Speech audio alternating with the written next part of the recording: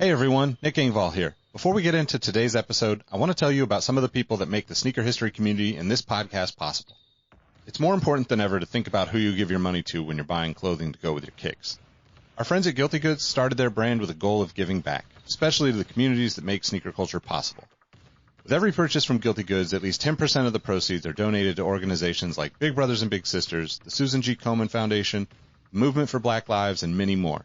You can save 30% on your order by using the code HISTORY at guiltygoods.us. Again, that's history at guiltygoods.us for 30% off, and you can feel good about your purchase knowing you're supporting a meaningful cause. Sneakers are all about presentation, and if you're like me, displaying your kicks at home or in the office is just as important as when they're on your feet. Sneaker Throne makes sneaker display cases featuring customizable LED lights, drop-side cases to showcase the entire side of the shoe, not just the heel or the toe, the whole shoe. They've also got display cases for trading card collectors and hat collectors. To me, it's the perfect way to display your collection. You can save at least 10% on your Sneaker Throne order by using the code HISTORY at sneakerthrone.com. That's history at sneakerthrone.com. If you're a Patreon supporter or a member of our Discord community, you already know about Kicks with V hot sauce and his small batch, locally sourced hot sauce. V has been one of the biggest supporters of sneaker history and the podcast since the early days. He's currently the defending champion in our community trivia nights competition. Kicks with V hot sauce has been a huge hit with the community. You can save 10% on your order by using the code SneakerHistory10 at kickswithvhots.com. That's SneakerHistory10 at kickswithvhots.com. Now, you're probably here because you like sneakers, and if you join the Discord, you know our community is about so much more than that. Whether it's the marathon-like community calls, trivia night debates, the in-person meetups, or just sharing our favorite experiences, we found that although we have such different backgrounds, we all have some unexpected shared passions. Not only does the entire community look out for each other when it comes to releases, we're like a support group for life in general. You can join the Discord community for free by heading to the show notes of this episode. After you're done listening to this episode, tell someone you like their kicks today. You never know how far a simple compliment can take you, and we all know how good it feels to have someone show their appreciation. Now let's get into today's episode.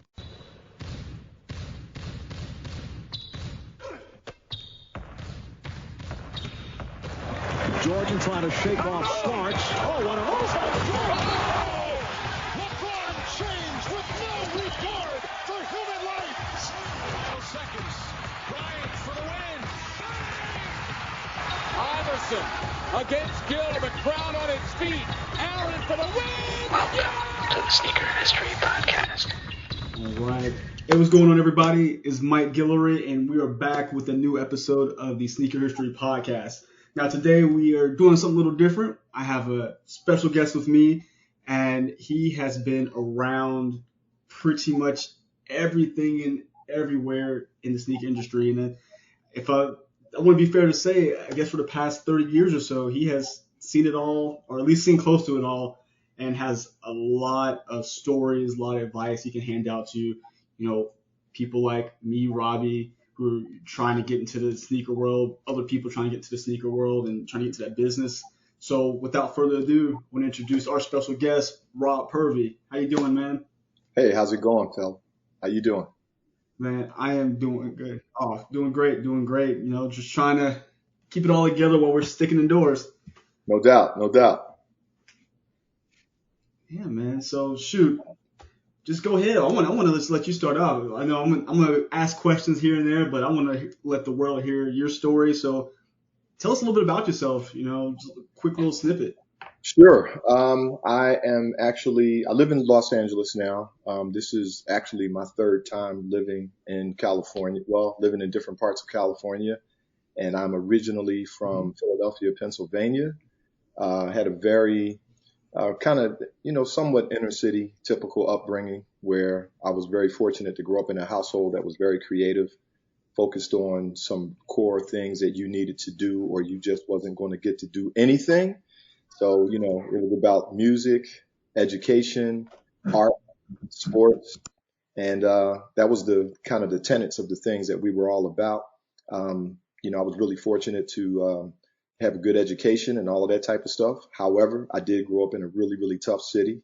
So I think a lot of the things that maybe some folks have as far as what they stereotypically think of a Philadelphian definitely applies to me. But at the same time, I was raised in a very loving household. So love sports, love science, loved entertainment.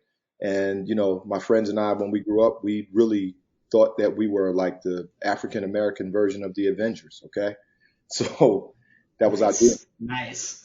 Yeah, and we also, when I was really young, I wanted to be a scientist, mainly because a lot of the guys in Marvel Comics were scientists.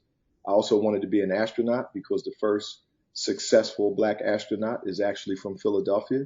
So that inspirational when I seen that was going on. I wanted to be an athlete. I just aspired on a lot of things. I wanted to be a football player first. I wanted to be a basketball player. I used to want to be a fireman. I mean, I had a very imaginative mentality. So taking that long story and making it short, played all of the standard basic sports that people from the East Coast, Mid-Atlantic area do when they're coming up. I'm a 60s born kid, so I actually have seen a lot.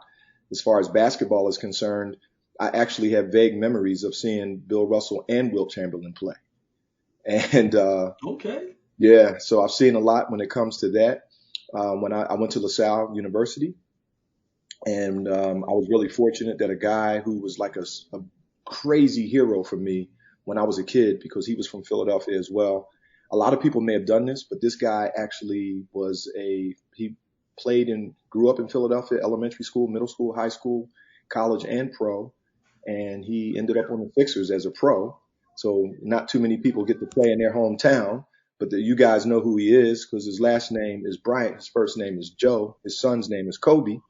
And I watched, yeah, man. So I watched his path, and I was really admiring of the fact that he lifted his family up and moved to Italy, and he used to come back. I figure you guys are probably familiar with a basketball league out here called the Drew League. And the original Drew League, or a model of that ilk, came along in the 60s called the Baker League. It was virtually the original version of that. So he used to come back every summer and play in the Baker League, and we would see him play, even though he was playing professionally in Italy after playing 8 years in the NBA.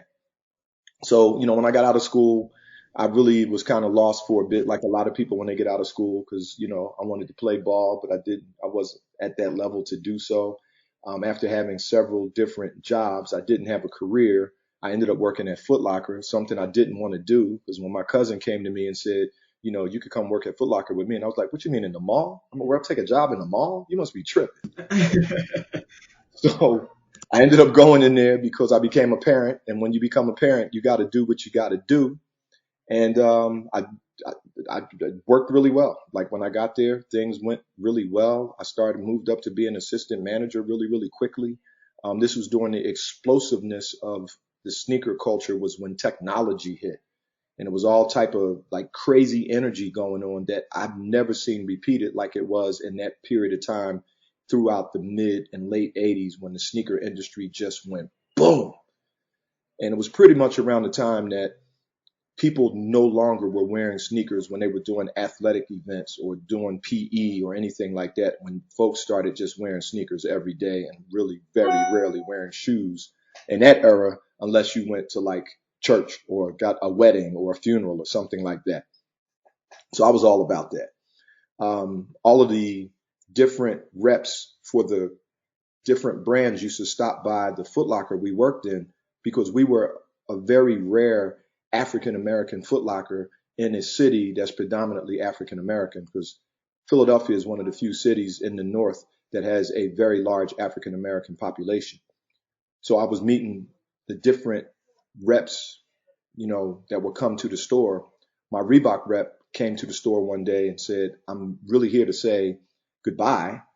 I got a job in corporate, and I'll be, in headquarters, and I won't be traveling out here anymore. And I asked her, well, do you know who's going to replace you?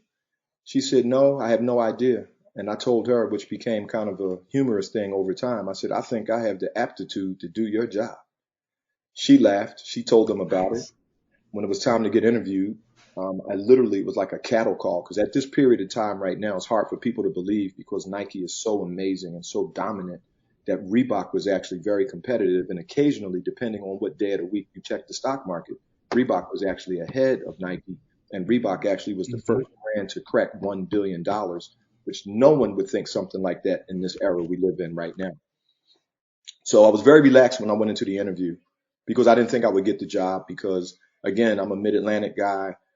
In sports, we always have had a rivalry with Boston. Boston has always had a kind of a reputation about how it is in terms of racism and things of that nature. So when I went to the interview, I was really relaxed. I said, I've never met anybody from a sneaker company before. So I kind of ended up interviewing them as opposed to vice versa, because I had never met, I didn't think I would get hired. And it was a shoe in that era that was coming out called the Men's Instructor. It was the men's fitness shoe because Reebok really exploded for women in terms of aerobic fitness shoes. And it was a woman's shoe called Instructor, but the Men's Instructor was about to come out. And one of the guys that was interviewing me, he had the Men's Instructor on. I had heard about it. I had seen pictures of it. And bear in mind, there's no social media or internet or anything like that in that era. Mm-hmm. And I said, do you have on the Men's Instructor? He said, what do you know about that? I said, I heard about it. I said, I also heard on the outsole of the shoe, it has a collapsible traction system. I don't know what a collapsible traction system looks like. Can you show that to me? And he took his shoe off. He showed it to me. And I said, oh, now I get it. I didn't realize that being so inquisitive about their brand locked me in for getting the job. So for about a year, that's dope. A little bit more than a year, I was the field service rep, AKA tech rep. Nike calls it an Ekin. Different brands have different names for it. And I was basically the guy that was the ambassador for the brand in a portion of the tri-state area. So I had Pennsylvania over to Penn State because I was living in Philadelphia. I had Delaware. I had New Jersey. And when it was big events, I would help the people up in New York as well. So I did that job for a while. And every time I went into corporate, at the end of the meetings, they would actually talk about the different opportunities that was within the office. And every time they talked about they were looking for people to move to Asia, no one raised their hand. And I raised my hand every time. So my boss at the time, who's still one of my closest friends, he said, you keep raising your hand, man. We're not talking about going over there for a visit. If you go, you have to commit to be there for at least 10 months before you come back for to do a home leave. And my hand just stayed in the air. Again, long story short, ended up, getting that opportunity. I always had this kind of, I'm a black man in a white situation because I wasn't seeing any other African Americans in the industry, at least in my company at that time. And I said yes, and they said, when do you want to go? And I found out later that the other people who were recruited to go over there, this was toward the end of the year. They all went in January of the next year, which, after the holidays and all. But I was thinking they may change their mind. I said, I can leave December 1. So I ended up spending my first year living in Busan, South Korea with no family. And no one was there because when I went over there to join that office, the people who already worked there went back home for Christmas. So, but I was there. But when I got the opportunity, I was like, yo, they might change their mind. So let me just say I can go as soon as possible. So I learned later. They all laughed at me because I was locked in. I could have waited and went in January, but it kind of helped me. So I was able to kind of be adjusted by the time everybody came back, from holiday.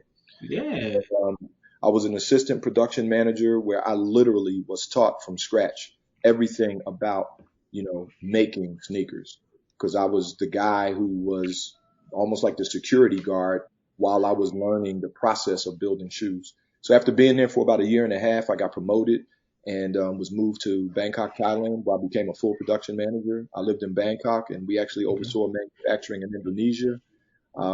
Did that for about 2 years. And after that, I was asked, I told them that I wanted to move into product development because now I understood all of the disciplines of the industry. And I thought that product development was just amazing.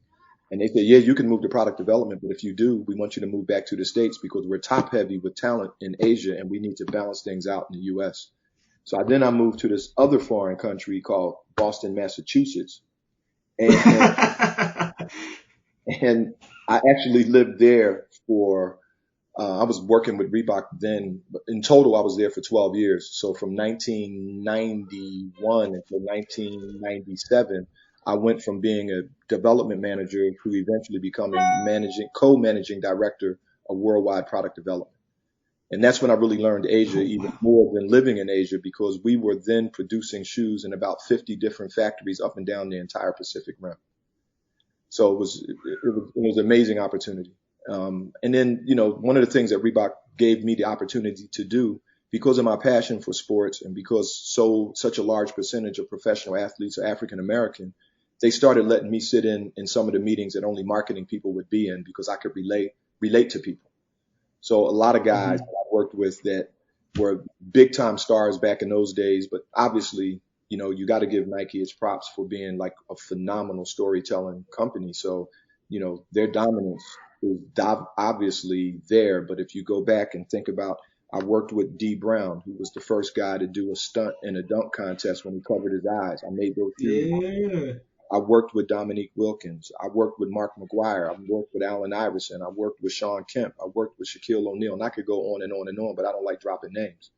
So, but at the same time, I was still a product development manager in terms of what it said on my business card. But Reebok definitely allowed me to be involved and at least be in the room where other things would happen that normally product developers aren't there. So, eventually I had an opportunity to join Adidas. And I was really struggling with it because I was really passionate about working at Reebok because we did taste being the biggest brand quite often during the time I was there. Yeah. And it was definitely a challenge living in Massachusetts in that time frame. But the immediate people that were around me, and I think a lot of times when it comes to entertainment and sports, is those challenges that we're dealing with in our country today, are those challenges real? They're very, very real. But I think in those two industries, maybe occasionally the industries are maybe a half a step or maybe sometimes a full step ahead of society, because my friends that I made when I was living in Boston, they're still my friends to this day. So I went through a lot of stuff. There's no doubt about it. But I learned that me responding with my anger and me responding with, it's almost like in basketball, when somebody fouls you real hard and you foul them back, the person who does the foul back is the one that gets the foul called. And I always used that sports mentality when it came to dealing with those type of challenges. So, I joined Adidas and I was there for about 2 years or so. But during that time frame that I was there, we went from 2% market share in basketball to 10% market share in basketball. So it was a great run. There's a lot of challenges, but the positive thing was I got a chance to work with Kobe Bryant. I got a chance to work with Tim Thomas, with Tracy McGrady. It was a lot of guys, man. It was really cool. So we had a really great opportunity. But then I got pulled back. I've always had an entrepreneurial spirit. So my career has actually been a combination of, great corporate jobs, but also being involved with some pretty, I can't say successful, but with some game changing startups. Via Shaquille and my business partners at that time, we started the very first e-commerce sportswear brand ever. And that was a brand that was started in the late 90s. The ideation was like in the late 90s. We launched in the year 2000. We launched at the All-Star game when Vince Carter won the dunk contest. So I know you guys remember that one because that was a big time. What a time. What a time to do it. Yeah, but we launched our brand and we were really the first brand to launch at All-Star because we were really, we were strapped. We didn't have the big budget. And we felt if we're starting a basketball brand, how can we get the noise out there without having a multi-million-dollar marketing budget? So we decided to launch the brand at All-Star Weekend, and it worked out. And now I see a lot of people do things of that nature since then. And the brand was called Dunk.net. And we had Shaquille O'Neal, several other athletes as well. We had Oscar De La Hoya. We had Mike Piazza, Rebecca Lobo. Those were the athletes that we used to launch that brand, but we were literally the first to sell online. It definitely made a lot of noise in the tech space. We didn't make long-term noise because if you go back to that era, the banks didn't have your back if you bought something online. And now that I look back on it, had we really thought it through, we would have realized that the market, that consumer for sneakers in that era was not a consumer who was comfortable buying products online and having it delivered to your house. So it was really funny because when I would be in like intense inner city urban situations, I used to be like, yo, dog, check it out. All you got to do is go online, look it up, look at your size, order it, and it'll come to the house. And people used to be like, what? Come to the house? You must be crazy. Nothing. The house. I mean, this is like year 2000, 2001. So, but it definitely was a great experience. And eventually my ex-wife said to me, I don't know what you're trying to prove because you proved it, but we don't need to be eating these peanut butter and jelly sandwiches no more. You need to go back and get a job. So I ended up returning to corporate because it was, and again, a lot of times you'll hear people say, they did this, they did that. A lot of times it's about the timing of where you go and being on a great team. I'm a team oriented guy because I play team sports. I think being on a great team is just as great as being a great individual, because everybody says, I did this, and the media says, this person. You think a lot of times that basketball is a one-on-one sport when they give credit to people who won so many championships. But I joined Vans, and when I joined Vans, it was amazing because the brand was starting to come out of a hole. And while I was there, we went from being a niche skate brand, and also gave a little versatility to me because now I'm not just being looked upon as a dude that loves basketball, because I really love all sports. Basketball just has more marketing popularity.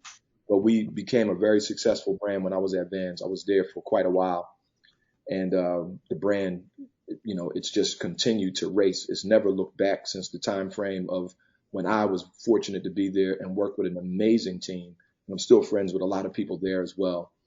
And unfortunately, basketball, it kind of tapped me on the shoulder again, because this was in a period of time when And1 was formerly a great brand, and it was already sliding because it had new ownership. I happened to know the person who purchased the brand, and his group actually, somehow they convinced me to leave Vans, and I became the executive director of And1, was able to resurrect the brand for a while, and eventually I became brand president as well. So that was a lot of fun. Oh, wow. And after that, they actually got into new ownership. So I eventually moved on because the new ownership had a different vision, because And1 is still in existence, but it's basically what we call in the industry a downstairs brand, because they sell the brand at Walmart now. And that's not really my background. Okay. And I respect it, because that part of the industry makes a lot more money at times than the actual more branded stuff, but it just wasn't my cup of tea.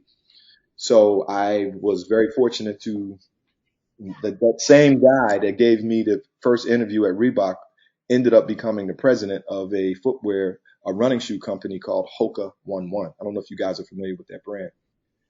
But I was in charge of product for Hoka 11 for about 2 years, bro. And that was a great run.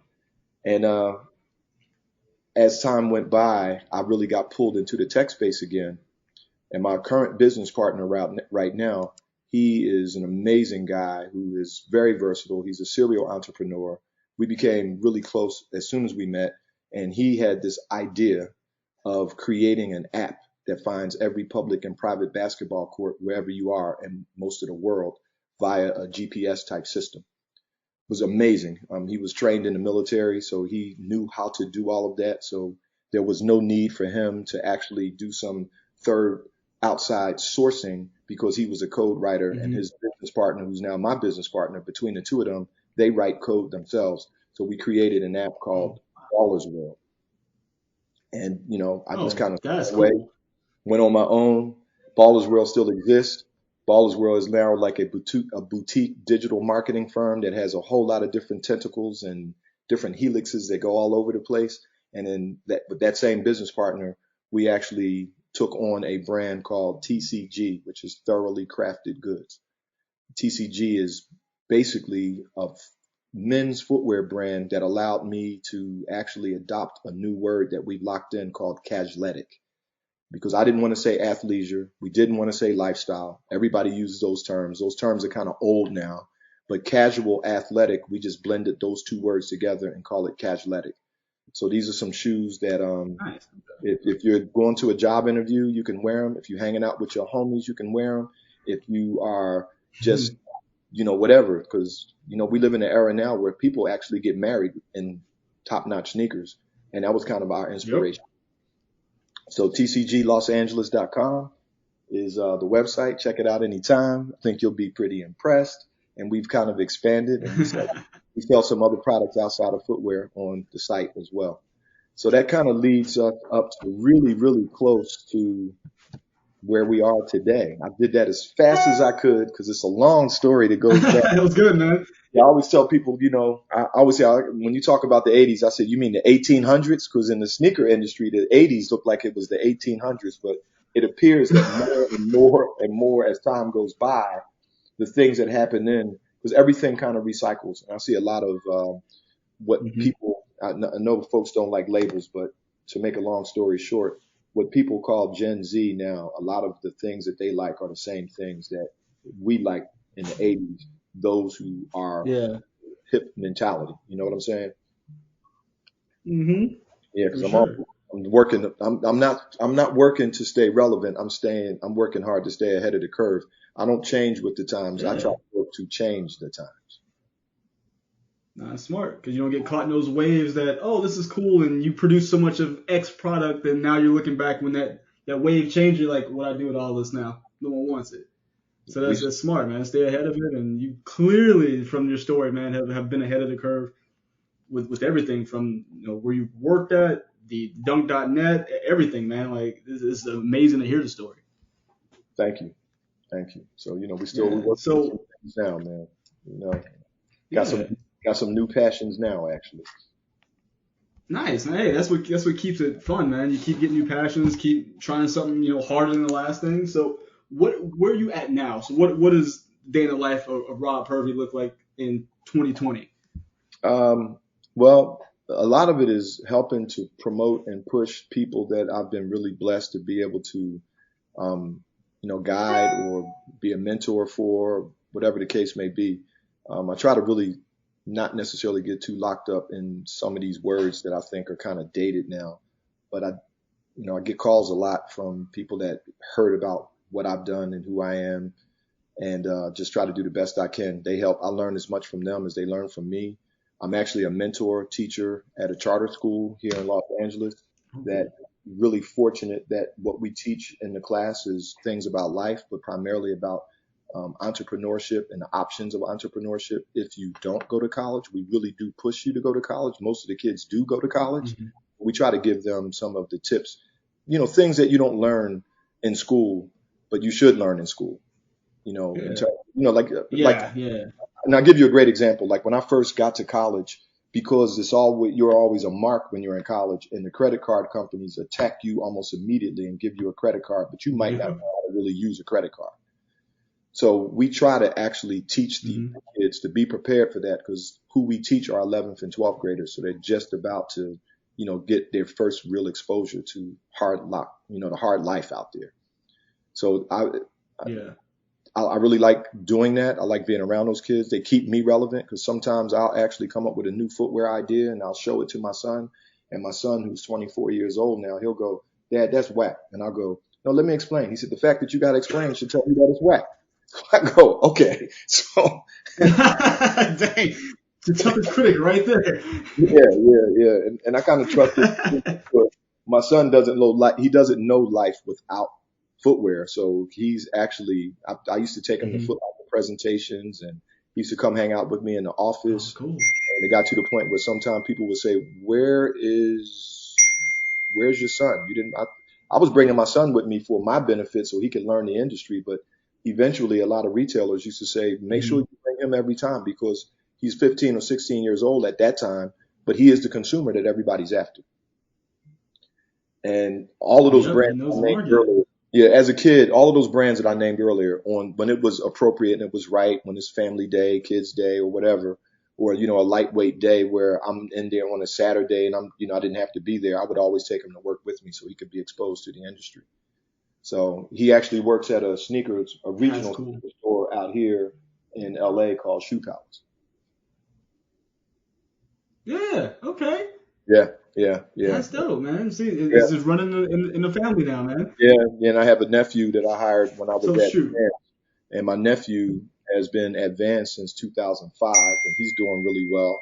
And he's a product developer over there. And I got little morsels and droplets of people all over the industry that I've been really fortunate to know. Oh, hey, you know what? The fact that I think you even said it, you give back in the sense of you helping others around you, because a lot of people, you see it in the sneaker industry. I mean, a lot of corporate industries, they're really self-driven to be, I got to get everything I can get, and if you can't keep up, I'm leaving you in the dust. The fact that you're able to spread your knowledge to these younger folks and get them in the right direction, whether it be, your son, your nephew, or the kids at the charter school, you're giving them a direction and showing that it is possible. Because myself, as an African American male, I used to work in Champs when I was in college. Nice. And everyone say, oh, if you work here long enough, you can possibly like get to a higher position and eventually get to one of the big brands. But I never had personally saw a person of color like me do it. So it was really hard to like stay motivated to do it. So I ended up moving to just another corporate, like just a different corporate job. So that's what really, like, when I was introduced to you by Drew over at Wear Testers, that's what really piqued my interest. I'm like, man, this is someone who looks like me, who lived this entire life and still living clearly in the sneaker world, just navigating, and it's just super impressive and super inspiring from, my perspective, man. So, I mean, kudos to everything you've done, and it's just amazing to see. Well, I appreciate that, man. I really do. So, reach out anytime, because every conversation I have with someone that is substantially younger than me, I usually walk away with as much education as they walk away with. So, it's very important that we just keep the process going, because, we're only about, I think maybe 12 or 13% of the population, but we're actually a much bigger percentage of the population when it comes to swagger, culture, trends, what we wear, what we do, how we roll. So I find it almost interesting that, I remember, I'll tell you a really quick, I won't say what brand I was at, but years and years ago, I was at this brand, and the guy in the audience, that was in the, it was a big time meeting, like a line review meeting. And he turned to the group and he asked us, is basketball and music, do they have anything to do with each other? Man, you have no idea how much I had to struggle with not like, dude, why are you here, man? Like, why would you, come on, really? Who are you? Get out of here. You don't get that. I mean, now you understand why you see a lot of shoes that come out and they look whack, because you let people like that be in charge of creating things. It's just like, for me, if they told me I was actually going to be a rocket scientist right now and you stuck me in a room, I don't think that I'm unintelligent, but I couldn't have a meeting with rocket scientists, because culturally, that's not where I'm coming from. And educationally, that's not where I'm coming from. So I've seen a lot of those type of situations over the years in different situations. And I think that's why you see now that people are exposing things, and people are, again, to use an overused term, so many people are woke, and they're being able to expose people who are not really appropriate for the situations that they were put in. And it doesn't say that the person is not a good person. It doesn't say they're not a smart person. It doesn't say that they necessarily are a racist person, but they have a job doing something that they should not necessarily be doing, that requires you to be tied close to a culture. Yeah. And you know what? That actually segues into my next question, like, perfectly. You worked at Adidas. There's been a lot of news coming from Adidas lately about, the way, Black and minority workers are treated, how it seems like some of the ideas are kind of like stifled, or they're taken. Did you witness any of that, or firsthand have to deal with any of that while you were at Adidas, even though it was a little while ago?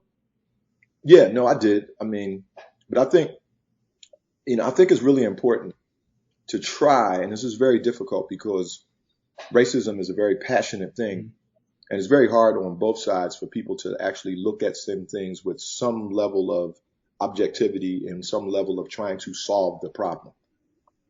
Because you can only imagine, if they're having those problems now, you can just kind of use your imagination of what it was like for people of color who worked there, like I did in the late 90s. It was a completely different era. But I think, and this is not to defend them by no stretch, because I think the word ignorance is a word that in America we kind of misuse, because we look at the word ignorance as like insulting somebody. Like, somebody might say, well, you're really ignorant right now. But ignorance, if you look at it in the dictionary, just, you don't know. You're just not exposed. You don't have the knowledge. So I think one of the challenges that I've always received, and this is my perception, this is my experience, I'm not saying this is a fact, but a company that's based in Oregon and the parent company is in Germany, that's kind of a challenge. So you'd have to work really, really, really hard to have a proper representation of multiple ethnicities in a company that's based in Oregon, which has a very, very small Black population. And then the parent company is based in the middle of Germany. So I believe, and again, this is just my opinion, that one of the reasons why they're not the greatest brand and they're not what Nike is because they're not an American company and they never really did the work to understand how to appeal to the African American psyche, because once we say it's hot, that means it's hot for everybody. So one of the things that I've always felt challenged about, and this is one of the reasons why when I joined their company, I was excited, because most people don't know that Jesse Owens did all of that work in the 1936 Olympics in Adidas. Wow. Yep. Had he had like some tremendous, if Adidas had tremendous marketing storytelling abilities, that would make him this overused word called the GOAT. Now we at Ballers World, we use the word GOAT, but we spell it a little bit differently, because at Ballers World, we only believe there's one athlete that was the GOAT. And that's the person who made up the word, which was Muhammad Ali himself. And you can still be the GOAT. There's no doubt about it, because there's some great athletes out there, but we spell that GOHT, which is greatest of his or her time. Jesse Owens, I like that. No one even talks about the fact that Jesse Owens did what he did right in Hitler's face. And we talk about people hitting clutch shots to win championships. How clutch is clutch when you doing that and Hitler's sitting right there and you doing your thing and you winning gold medals? Are you kidding me? So another athlete that comes to my mind is nothing like it. Muhammad Ali himself, because most people don't know because the storytelling's not there. Muhammad Ali beat everybody up his whole career, whether he won or lost toward the end. It was in Adidas. So if somebody took the time to really, truly tell his story and put some products behind it the way it should be, wow. Because he is the GOAT. He's the one that said, I'm the greatest of all time, which is why we use the term. And then the other person that comes to my mind is Kareem Abdul-Jabbar. I mean, there's certain people that we say has the greatest of all time because they won 6 championships, and nobody can doubt that because we all know it because it's told to us. But so did Kareem. And Kareem played against Wilt Chamberlain, and he played against Dr. J, and he played against Michael Jordan. Wow. And he still got 38,000 points, and ain't nobody got 38,000 points. And they wasn't shooting threes when he came along. The 3-point shot didn't come along until he was in the league for 10 years. And for the rest of his career, if you're 7 feet and you're a center, you don't shoot threes because you're never outside the paint like that.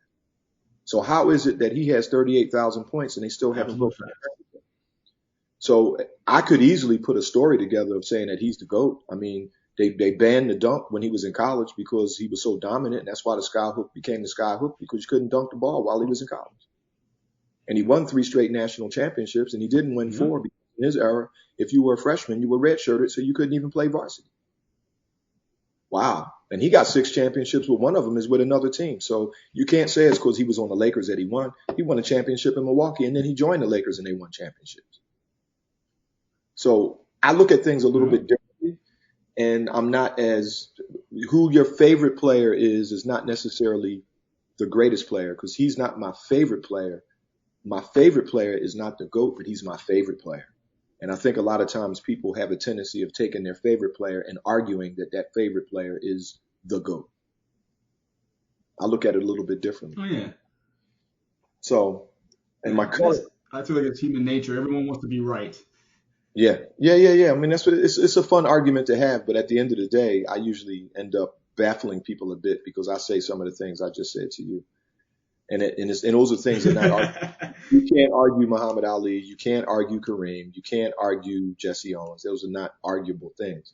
They just happen to not necessarily be with, and some of those people I just named, they were top of the class in their sport when the sneaker industry wasn't something that was being marketed. It wasn't what it is today. Yeah. It's a lot different. It's a lot of guys out there that may have been better than some of these GOATs, but maybe they weren't on the right team to win a championship because up until relatively recently, you didn't have the opportunity to say, I'm leaving and go to another team. Most of the time when you were drafted by a team, the only way you left that team is if they traded you. So people don't necessarily keep all of those things in consideration when we have what I call the barbershop argument. Because the barbershop arguments be intense. So, and I have to say,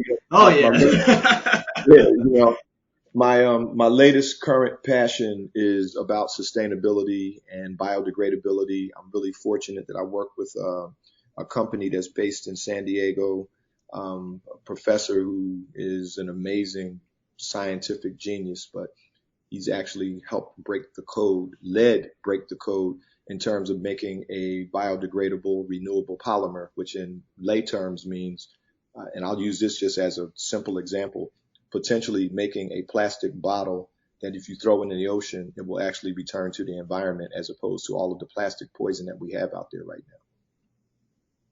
And I think once we get through COVID-19 and once we get through this new battle for race equality, we're going to have to turn and deal with that. And that's part of how I've actually tried to contribute to the situation, because I would hate for us to get complete equality of all races. And then once we get this equality, we look around and the planet is all screwed up, because this problem with, plastic poison in the world, this is a major, major problem.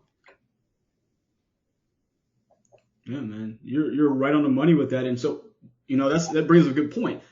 With everyone starting to, well, not say everyone because it's not true, with a lot of people starting to focus more on sustainability with their products, especially like shoe brands. You got Adidas with the Parley initiative. You have Nike with the Space Hippie collection. Mm-hmm. Do you think that is true sustainability, or is that just more of a marketing stunt? I would say most of those things that you just named, they're very eco-friendly. There's no, this company that I'm talking about has really truly cracked the code, because most of the companies, and I'm not trying to pick on anybody's company or anything, but most of the companies, when they say something is sustainable, is usually some single digit, maybe high single digit percentage of their product is sustainable. Where right now, our polymer, our compound, is 52%. So we're there. And in the lab, we've proven it all the way up at 98%. So this is something that is really passionate for me, especially because I'm looking back on my career and unintentionally I've contributed to this problem with all of the shoes that I've been affiliated with over the last 3 decades. So I think I'm really feeling good about the fact that I now have this opportunity to, almost get baptized and want to contribute. I'm still making right now, because this is something that's so early, I'm still contributing to the pollution with the people that I help with right now, because, there's a brand called Kairos, which is a brand that Spencer Dinwiddie, point guard for the Brooklyn Nets, created. And I've been actually working closely with him the last 2 years on the shoe, which is how we met, because that shoe was actually tested by wear testers. And wear testers they do some pretty strict testing of their products. And I think we did pretty well, because Spencer and I actually worked really well together. We went to Asia together, and we toured the factory in the summer. So he and his team and myself, we went to Asia, went to China 2 years in a row just to work on his shoe. So this will be the season that we just had interrupted was the second year that he was wearing his own personal signature shoe that you can actually buy. That's fantastic. The fact that he actually took it upon himself and he wanted to own something, because a lot of people come to the league, I guess I want to say that the newer players are like, oh, you know what? I love J's. I'm a sneakerhead. I love Nikes. I want to get a deal with them.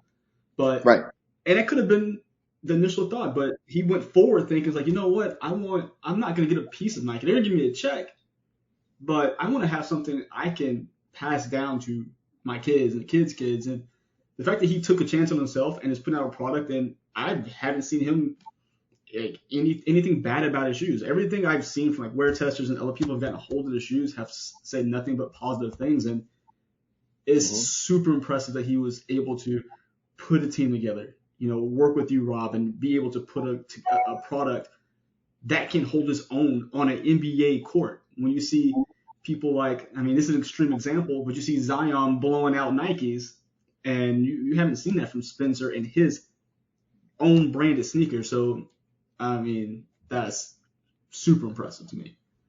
Well, yeah, I appreciate that. And I think that's one of the things that I've been blessed to be separated from a lot of the others in the industry, because they don't really know that part of it, because the production and, most of the time when people talk about designers, that represents the whole thing. You know, somebody says, oh, that's my man. He designed blah, blah, blah.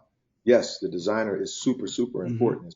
That's a really special talent that we have to always pay homage to.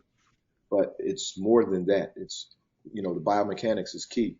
Where you source it from is key. You being able to develop your product in time to make it when you already have promised when it's going to be available to the consumer is key. So being a product developer is an unsung role that people don't really realize. And occasionally somebody may mention it, but when you're the product developer, you're almost pretty much like the building contractor when you're building a skyscraper. You know, are you the one that actually mixes the cement? No, but if the cement is faulty, it's the contractor's fault. Are you the one that wired the electricity? No, but if it's not wired right, it's the contractor's fault. So being a product developer, you have to you got to work with marketing. You have to make sure that sales actually can push the product and it's going to be available when they say it's available. You have to then work with Asia to make sure they're in sync with that. You have to visit and go over there. You got to know what you're looking at. You got to know what you're dealing with. And you can see, and I think we've all seen certain shoes that have come out over the years. And you say, oh, see, that wasn't Nike and it wasn't Adidas. It wasn't Under Armour. And you see those shoes didn't work or they fell apart or whatever the case may be. And I was totally determined to make sure that, as he told me when we met, he said, this has to be better than the shoes that are out there right now. And we did the best we could to give him the best possible product that he could have. So right now, I was looking up, you know, Kairos, and I mean, of course, I've seen him on foot. I've seen Spencer do interviews with him. Is the distribution solely on the website now? And if so, are you guys looking to expand into retailers that, you know, I guess once the world's kind of normal again? Looking to have the right like-minded retail partner for sure, but we intentionally started that brand as a direct-to-consumer brand. And actually, even the website itself, it has a tech URL because it's .com, but you can actually go to projectdream.io, and Dream actually stands for Disrupt Reality Every Available Moment. So, and that was all just that was all the genius of Spencer. I just, you know, facilitated and took his crazy ideas and honed them down a little bit because sometimes it's too crazy, but you know, as much as we can do to get a performance shoe, we do that. And again, at the same time, you know, I consult there, but Baller's World is still super passionate for me. TCGLosAngeles.com is very, very passionate to me. And obviously the sustainability thing is very, very important as well, because I think at some point in time, if we don't want to be in a position of being behind the curve when the most important things come out. You know, I always tell a lot of my friends, it's almost like that guy sold weed for years and years and years. And once it became legal, he was on the outside looking in instead of being on the inside looking out. So you don't want to be in that type of situation with major, major changes in the industry that are very important. Because if you're not there, if you're not about what this means, you're going to lose, because this new consumer that's coming up now, they don't just want to buy your product. They want to know what you're going to do with the money when you give it to them. And you're going to have to, and part of the questions of what you do with it is, are you thinking about trying to save our planet?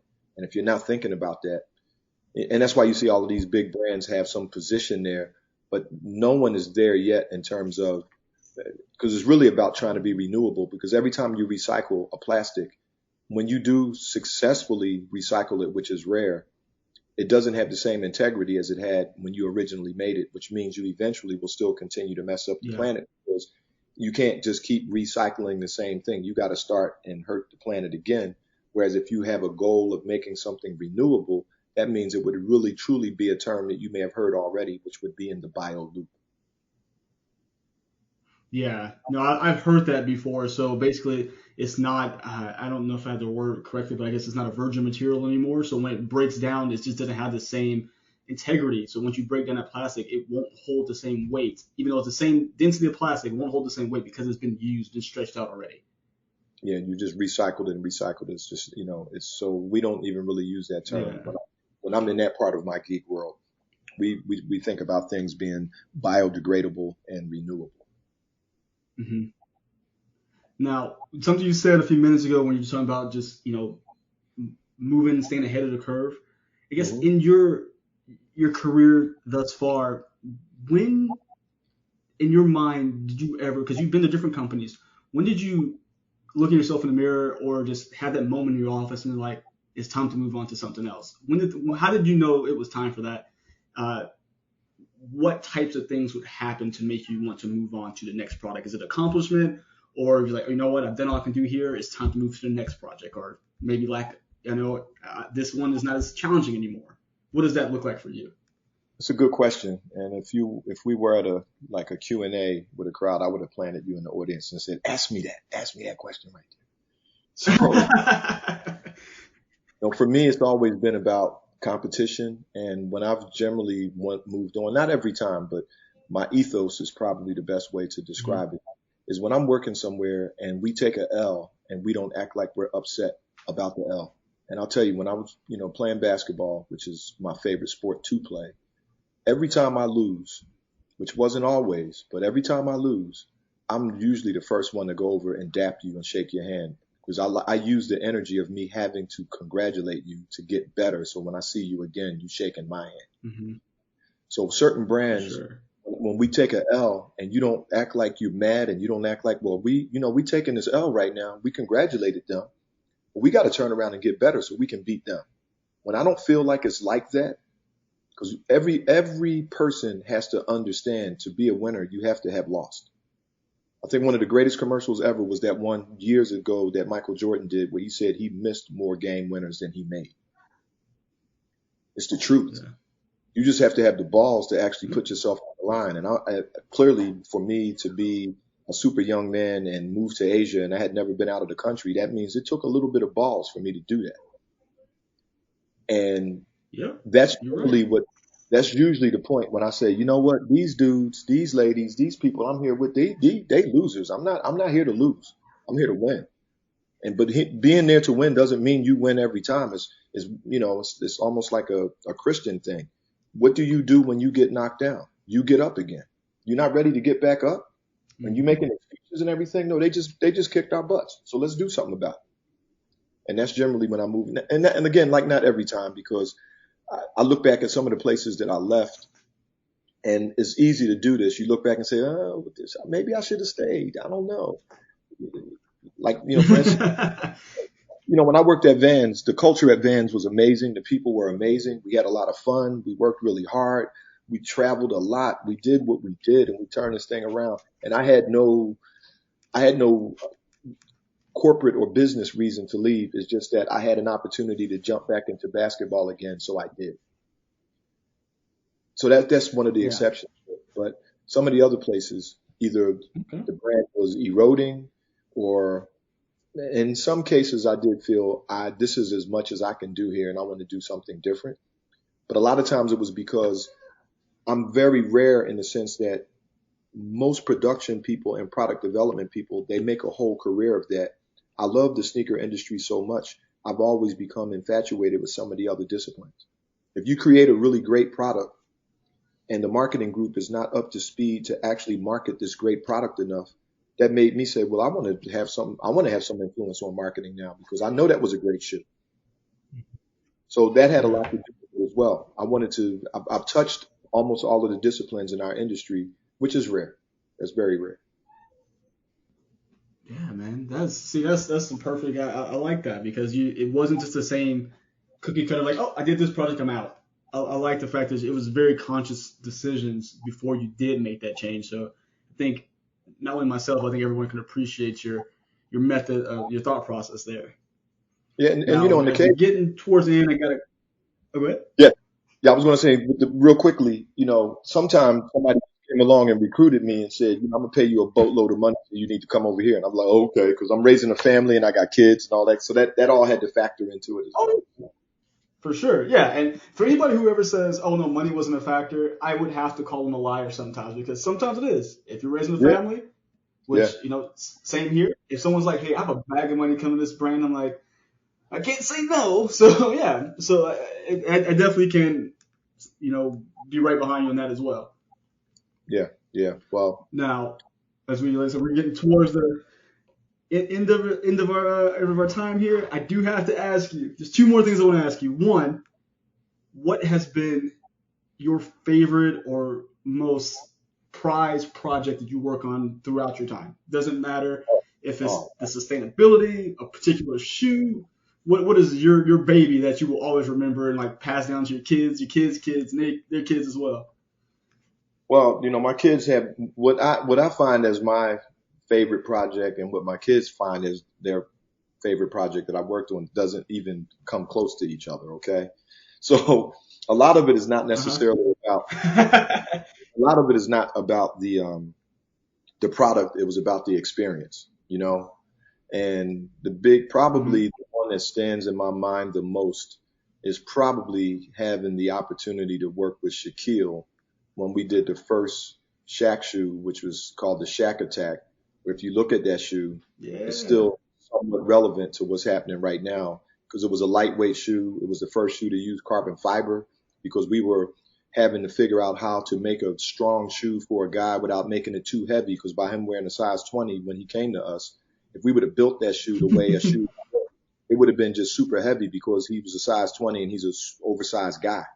So it was a lot of things that went in that shoe, and it was it was very disruptive because it was the first time that Reebok had actually acquired an athlete of his magnitude because, again, times go by, but there's probably only two guys in the relative modern era that was anticipated in the NBA. And I would argue that Shaquille probably had more hype coming into the league than even LeBron. You have to give LeBron the nod. Shaq had it planned out from college. Yeah, that's why I say you may have to give LeBron the nod slightly because he did it straight out of high school. But when Shaquille came in the league, it was game changing at the highest possible level.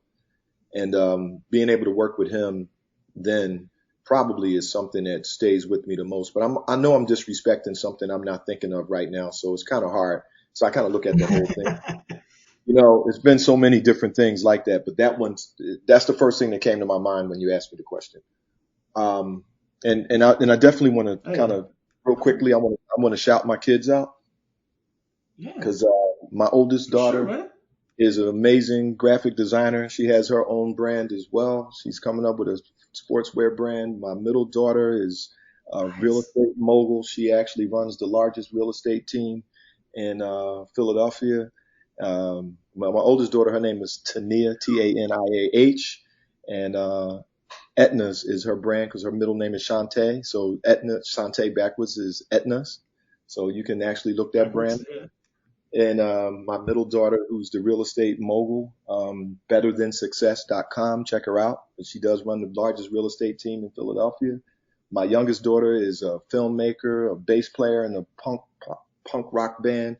And she's an amazing person. Her name is Joy Renee Purvy. She's awesome with what she does. My son, Derek Scott Purvy, is an amazing writer and film editor, and he does his thing as well. And he's Czar Scott. You can look him up on Instagram. And Czar like a czar, Czar, Czar Scott. And I always shout my kids out because I love my kids, and they keep me young and relevant. You can see they all do stuff that's really creative because for us, being creative is what it's really all about, and contributing and giving back and trying to help and paying it forward. Yeah, man, that is amazing. They say every one of your kids is contributing in their own way, and that's awesome. I mean, this is a time where you can truly, I feel like, try to be whatever you want to be, and with the tools we have, phones are probably the most powerful computer in our pocket, and you literally put the work in, you can clearly put that dent and make your own path. So that's awesome that your kids are doing that. Yeah, and that sustainability company, you got to check it out because it's important. Go to algenesismaterials.com. Yeah. algenesismaterials.com. Yeah, I'm gonna check that out because that stuff interests me. I know, Nick and Robbie couldn't be with me today, but that stuff we talk about all the time. We love to get into that deep dive on how when sneakers start talking about sustainability. So I know for sure we'll be checking it out and keeping an eye on that. Yeah, hit me up. The hardest question. Yes. Oh yeah, and once you we get deeper in that discussion, we have to bring you back so you can talk about it. Yeah, sure. You said you had another hard question. All right, man. I got the hardest one for you, man. What's that? What is your favorite sneaker to wear right now? Like no brand, No brand specific. What is your favorite sneaker that you're putting on every day, or at least almost every day? Right now, there's a buddy of mine started a brand called Active 88. It's a brand new brand. It's a running shoe brand. He's just getting it going. But he actually made a sock liner that was made for my body. So this thing feels amazing. And the name of his sock liner company is called Active Imprints. It's really dope. So I'd say right now, I wear a lot. But if I had to talk about something, and this shoe, he just launched his brand recently, but if there is a shoe that I wear a lot all the time, it's definitely anything. If you go to tcglosangeles.com, any of the shoes you see on there, because there's a plethora of them, I wear those all the time. For sure. That's me. That's me and my boy. We doing that. And that's tied in TCG, actually Baller's World. So you can look both of those up on Instagram. And obviously I wear Kairos anytime I do anything active. I don't play basketball competitively anymore, but if you mess with me and we get out there, I will bust people's ass still. I can do that. That's not Gotta let them know. That's not a problem. I won't be out there long. That's what's up. Yeah. So that's kind of what I wear. And again, I don't really have a brand. So generally I look at shoes today as what is a great shoe, not a great brand, because every brand occasionally makes some really cool shoes. And I love wearing running shoes a lot because I came in the industry when running shoes were dominant. I think Saucony running shoes are really, really good and underrated. I still like to wear Hoka a lot as well. I think On Running is actually on fire. They're coming up right now. I like this. So it's a whole bunch of stuff out there. It's really tough for me to answer that with just one singular thing because I'm not a brand guy. I'm an industry guy. Yeah. Yeah. So you respect the product and the actual shoe as a whole. So yeah, man, that's much appreciated because my thing is this. If I'm not getting paid to wear your shoe, I don't have a loyalty to it. So whatever I like, I buy, and I appreciate how you said that, how you answered that. Yeah, no doubt. Well, it's been good, man. Yeah, man, so shoot. Yeah, man. Hey, I appreciate you. Appreciate your time. I mean, I know it's a little crazy out there right now, but I'm glad to have you on. I'm glad to get your story out to more people. People may not have heard you. People who followed you. I'm glad you got to tell it again, and I hope we have you on, soon again. Well, make sure you just stay safe, bro, because it's definitely important to do that right now. Oh man, you too, man. You too. So hey, you got any Instagrams, social media, anything else you want to shout out for people to find you? I threw a bunch of them out there, so and make sure you Hey, no worries. Yeah, for everybody out there, make sure you network on LinkedIn too. It's really important. For sure, that is, I think, probably one thing we don't talk about enough. Yeah. Well, all right, man. Hey, thanks again for joining us, Rob. Hey, everyone, stay safe out there. This is Mike again with Sneaker History. We'll check you out next time. See ya. Thanks for having me. Go on. Oh, yeah. What up, y'all? This is Nick again. First, I wanted to thank you for listening to the Sneaker History Podcast. It really means a lot that you would spend a part of your day rocking with us. Before you take off, I wanted to ask a few favors. If you're looking for more content from the Sneaker History crew, head over to patreon.com/sneakerhistory. Our Patreon members get access to exclusive episodes of the podcast, our latest merch, giveaways, and much more. You can become a member for as little as $5 a month, and it really goes a long way supporting the crew. Next, make sure you're signed up for our email newsletter. We share updates about the footwear business, some of our favorite finds and deals, and other sneaker-related news a couple times per week. I like to think of it as a one-stop shop for the sneaker game, or at least a work-in-progress one-stop shop for the sneaker game, if you know what I mean. Last but not least, tell someone you like their kicks today. Whether online or in person, social distancing in effect, of course, it helps make the sneaker community a better place, and you never know what conversation and opportunity might come from it. As always, we appreciate you, and we'll catch you next time. Peace. Hey everyone, this is Nick again. Before you take off, do us a solid and head over to Apple Podcasts to leave us a review. Give us a rating on Spotify and Amazon Music, and make sure you're subscribed to our YouTube channel because we have even more video content coming soon. Speaking of new content, we have an amazing community of sneaker enthusiasts that hang out in our Sneaker History Discord on a daily basis. While sneakers is a connection point that brought us all together, we've all discovered countless shared passions that we have in common with each other. We recently launched a couple of new podcasts directly from our community. One of them is a Formula One podcast. If you're an F1 fan like me, the Exhaust Notes podcast is your weekly fix of Formula One fun. It's hosted by myself, Rohit Malhotra, and Todd Yates. New episodes drop every Tuesday. I've been wearing fitted hats for years and collecting my favorite teams since I was a little leaguer. It has been awesome to see so many new fans getting into fitteds in recent years. Crown and Stitch is our new talk show about fitted hats with Dexter, Keith, and myself, where we talk about fitted hats, snapbacks, throw in some obscure hats because we all kind of like some funky stuff once in a while, don't we? Copping, collecting, and so much more. New episodes drop every Wednesday. Hit the links in the show notes for this episode to give our new shows a listen, and be on the lookout for more new podcasts dropping soon. Last but not least, tell someone you like their kicks today. You never know how far a simple compliment can take you, and we all know how good it feels to have someone show their appreciation. Thank you all for the support, and we'll catch you on the next episode. Peace.